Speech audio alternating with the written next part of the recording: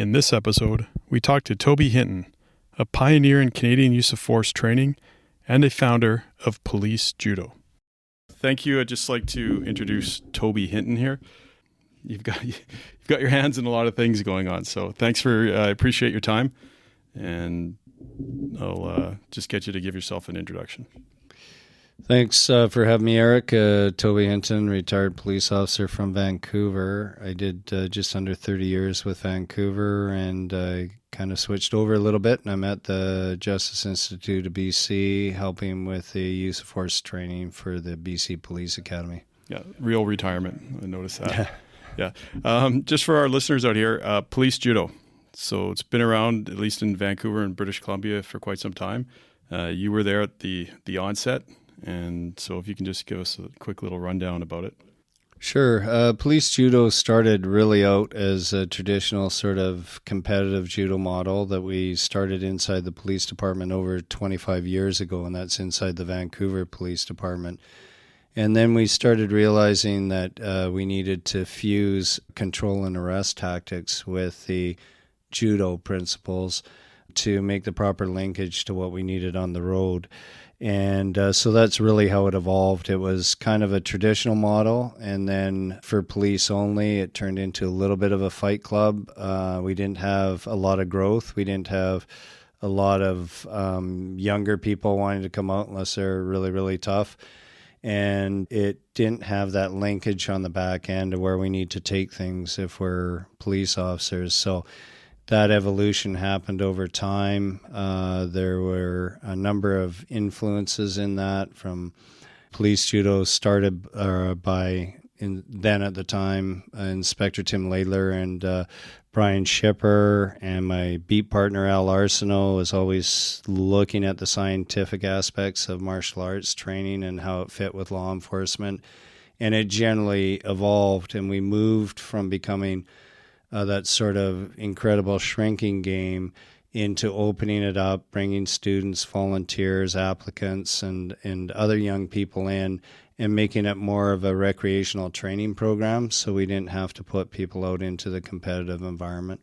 Most people, or the lay person, if they haven't trained, they're going to see judo, or they'll think of judo watching the Olympics or something, and it's a big hip toss, and they might think, well, how is that going to work on the road? But you kind of, like you said, you took it from the competitive side to the linkage to the police. So how did you go about picking your techniques, and what did you find worked best for you guys? So a good question, because there's a lot of techniques and applications in the traditional judo world that I wouldn't recommend for law enforcement. For example, sacrifice throws are not a very good idea for a police officer to be putting himself in that position.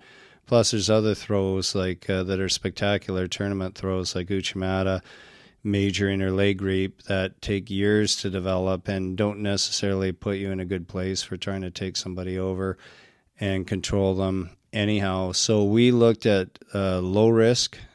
So keeping in mind that we carry a duty belt, we have a lot of gear on now. There's a lot of external vests and carriers and gear. Low risk to the officer, high gain back to the officer. So if you're wondering what that type of technique is, it's a lot to do with foot sweeps. So foot sweeps are a basic starting block, and then a leg reap is a very simple principle that can be done well if you train it, and even if it's a stomping leg reap as opposed to just a big traditional leg reap off of one leg. And ankle prop, and even body drop. And so I use the English translation because we kind of we like to explain what we're doing in English, because these may become implemented, and hopefully will become implemented techniques to control somebody, and the officer would have to write and explain that in English, not in traditional Japanese. Yeah, we've seen that. You see that coming up more and more, especially with in provincial oversight cases when they need a clarification, or when somebody goes to court. Big point on that. Yeah, using the English name.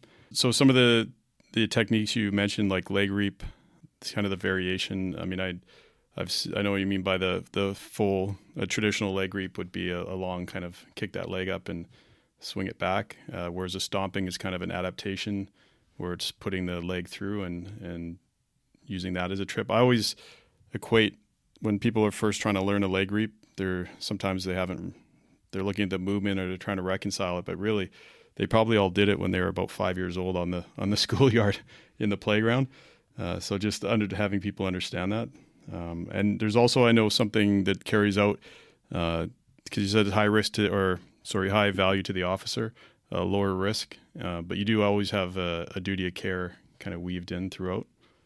Yeah, that's an important point. There's a number of aspects of police judo training that are unique to our end game, and our end game is either to control somebody to get them help, like to a hospital, or control somebody and arrest somebody to get them to jail to see a judge. So we have a duty of care. We have to be very dispassionate when we use force, but we do have a positive obligation to use force. So we're one of the few occupations in the world that have that.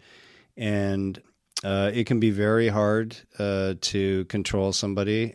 Even a small individual with multiple officers can be difficult to control.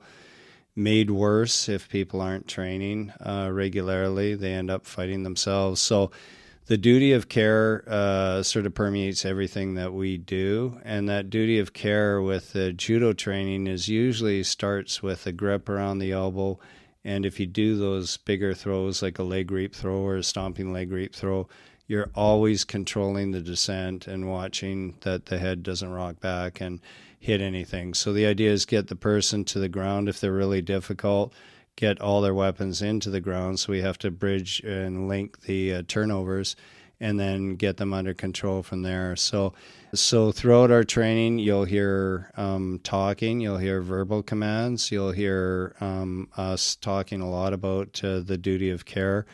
And then also even the get up, we have to think about how to do that because we don't want to create training flaws. So in judo, you may want to stall for time if you're face down and wait for the referee to call the groundwork if nothing's happening to stand back up, and you do that face down. I see that quite a bit in traditional judo. I'd never recommend that for a police officer.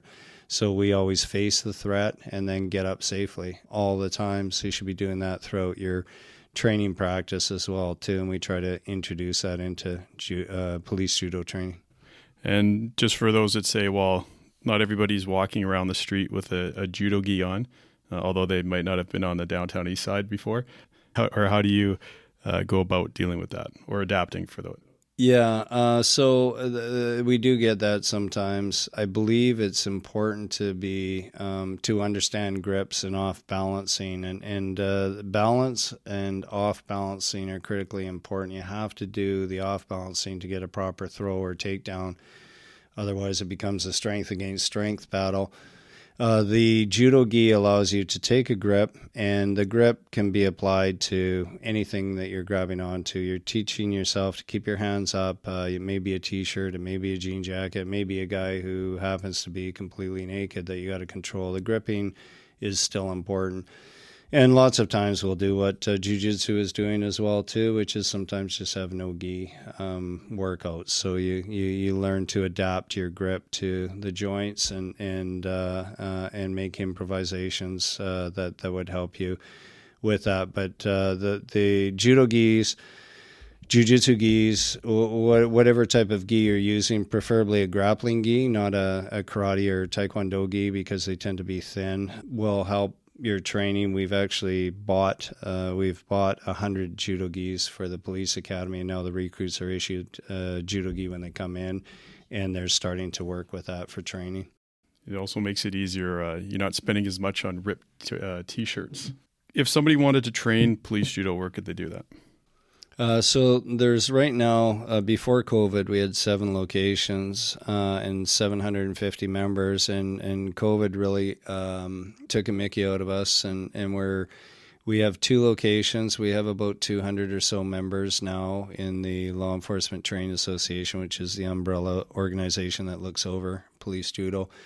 The one location is at the Vancouver Police Department, and that's run by Brian Shipper. He is the only civilian police judo coach, civilian police judo coach hired by a police agency to run the program. So he merges the program with the volunteers, the cadets, the in-service members, SMCs, and everybody in Vancouver, including civilians, have free access to that training. So the chief supported it, got behind it. Inspector Rinaldo and the TTC and Sergeant Roberts also heavily endorsed it.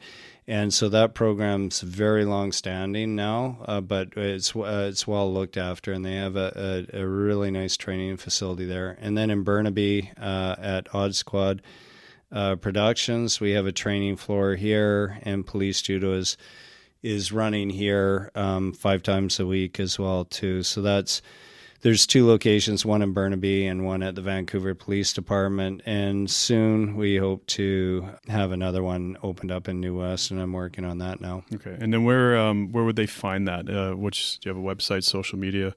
So the website is www.policejudo.com or .ca. We have both domains, and you can find our events and you can find our training schedule there as well too. And we encourage people to come out and try it a few times. We're not hard sell. It's a non-profit undertaking, so we just want to try to help develop people and get them stronger and more prepared for the world they'll face. And then if somebody, say, was from out of town or down in the U.S., what's the way that they could either reach out to Police Judo or start up a Police Judo program kind of under your guidance, I guess? Yeah, we would love to see it expanded. There's a lot of people that have judo background, that's a traditional judo background and good judo skills, and then are also employed in law enforcement. And as far as I'm concerned, the more people that are involved and engaged in learning and understanding this, the better. So you can reach out. We're having discussions right now with Bellingham police officer who's got a judo background and is involved in training, is interested in the aspects of police judo training.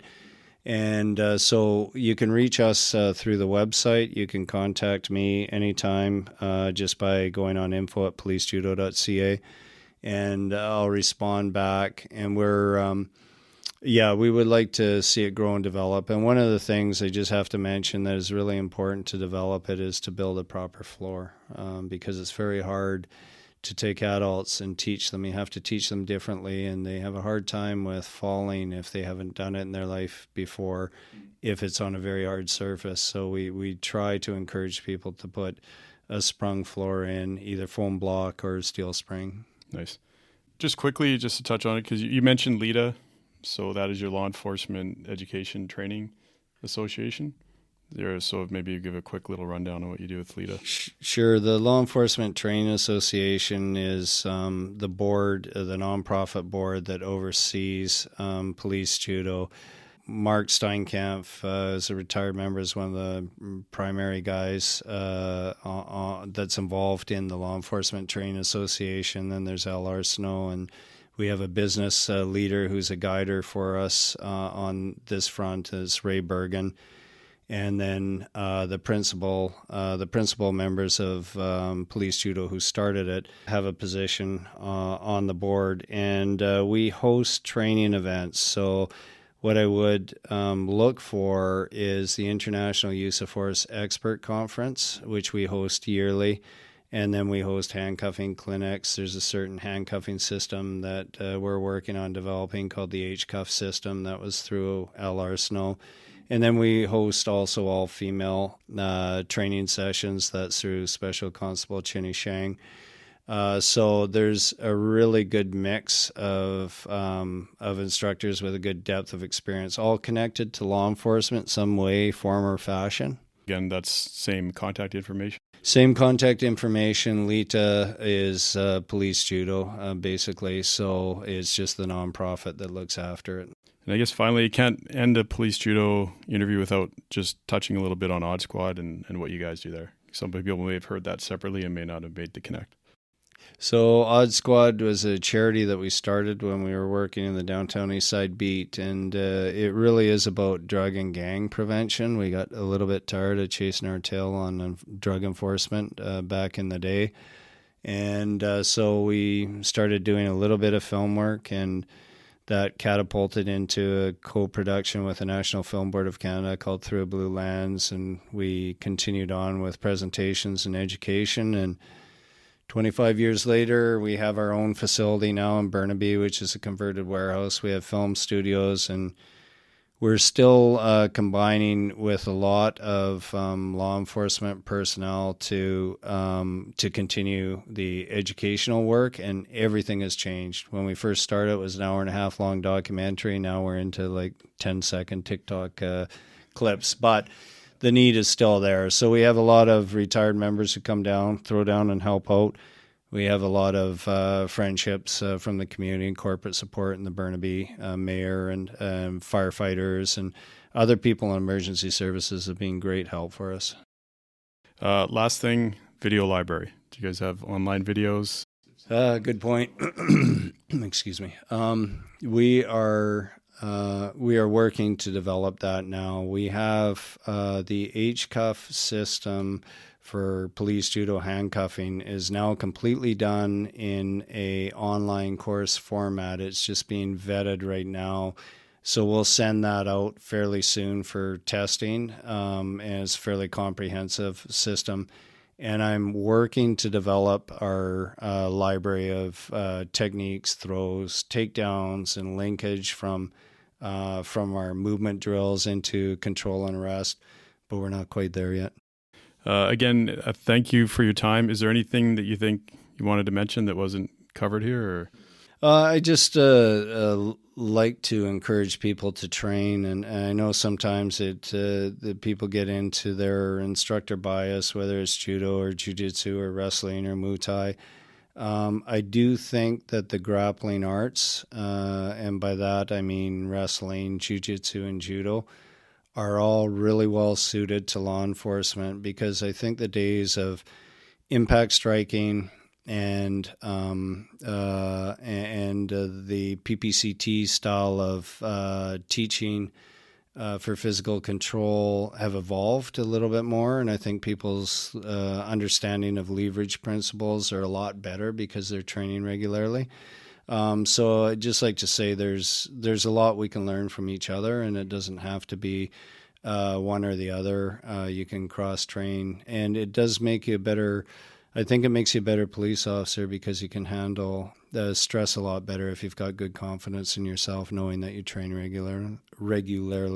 100%. Awesome. I'll let you get back to it. Again, thank you very much for your time, and hopefully we'll get you again. Thanks, Eric. Good luck with this. Again, I'd like to thank Toby for coming on, and as always, our sponsor, Wild Boar Social Club. And you can follow us on Instagram at Force Options Training.